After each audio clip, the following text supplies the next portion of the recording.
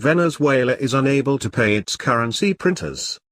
Those printers have been flying in plane loads of currency in the middle of the night, landing at airports where it is offloaded onto trucks to be dispersed to banks throughout the country. In other words, Venezuela doesn't have the money to pay for its money.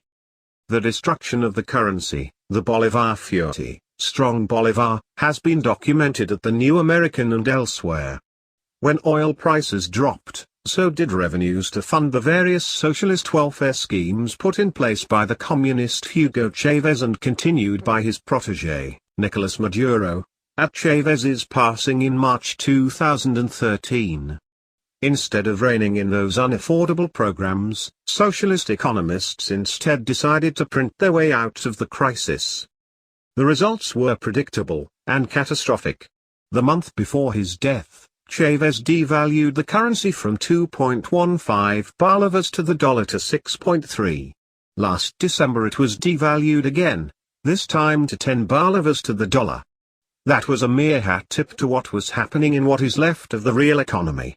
There, today, $1 American, which would be difficult to find, with the foreign currency restrictions levied by the clueless totalitarians in charge, fetches almost 1,000 bolivars.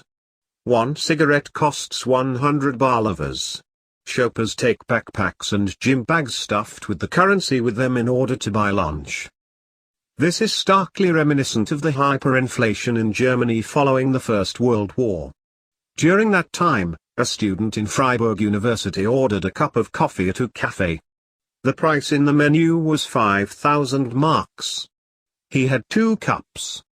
When his bill arrived it was for 14,000 marks. When he complained he was told, if you want to save money and you want 2 cups of coffee, you should order them both at the same. Just as printers can't keep up with the demand for Venezuela's paper bolivars, so they couldn't in Germany. A German factory worker described payday, which happened daily at 11 a.m. At 11 o'clock in the morning a siren sounded and everybody gathered in the factory forecourt where a 5-ton lorry was drawn up loaded brimful with paper money. The chief cashier and his assistants climbed up on top. They read out names and just threw out bundles of notes. As soon as you had caught one you made a dash for the nearest shop and bought just anything that was going. Teachers, who were paid at 10 a.m., brought their banknotes to the school's playgrounds, where relatives took the bundles and hurried off to shops to spend them before prices rose further.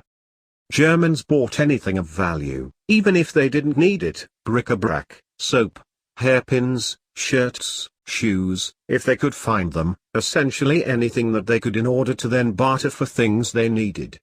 Copper pipes and brass doorknobs weren't safe. Gasoline was siphoned from cars. Venezuelans can expect similar experiences as the country's currency becomes totally worthless. The last time that happened, in 1989, the natives became restless and then President Carlos Andrés Pérez suspended precious rights guaranteed in the constitution in order to preserve public order, to keep the regime in power. At that time citizens were subjected to unannounced raids on their homes in the middle of the night and arrested, many never to be heard from again. There were reports of murders and torture by the authorities running wild. The riots, referred to by historians as Caracazo, the Caracas Smash, set the stage for the rise to power of the regime under which Venezuelans suffer today.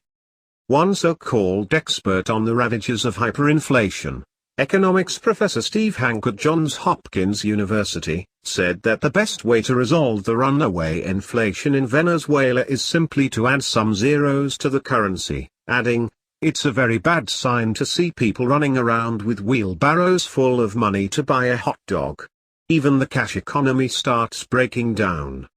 Pearl Buck, the daughter of Chinese missionaries and author of the 1931 bestseller The Good Earth, visited Germany in 1923, and wrote about what she saw. The cities were still there, the houses not yet bombed and in ruins, but the victims were millions of people. They had lost their fortunes, their savings, they were dazed and inflation-shocked and did not understand how it had happened to them and who the foe was who had defeated them.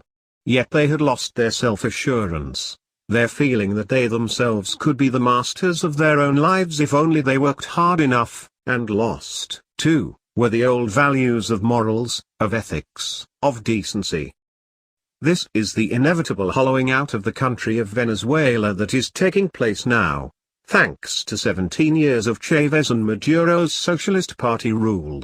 The destruction will continue until the country is laid waste and forced back to barter, resulting in starvation and violent revolution, or common sense is restored.